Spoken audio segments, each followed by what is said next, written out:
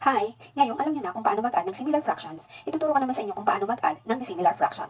Ang dissimilar fractions ay ang fractions na may magkakaibang denominator, kagaya ng 1/2 and 1/3. Paano kaya natin makukuha ang sum ng 1/2 and 1/3 kung magkaiba ang kanilang denominator?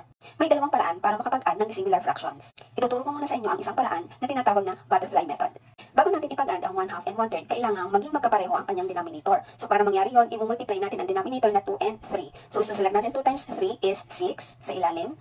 And then, i-cross multiply natin ang 1 and 3. So 1 times 3 is 3. Then 1 times 2 is 2. So yung 3 and 2, isusulat natin siya sa numerator. So ngayon, magkapareho na ng denominator, pwede na tayong mag-add. Yung denominator na 6, o kabiyahin natin sa ilalim. And then add the numerator, 3 plus 2 is 5. Okay, next example is 1/4 and 1/2. So multiply muna natin ang denominator, 4 times 2 is 8.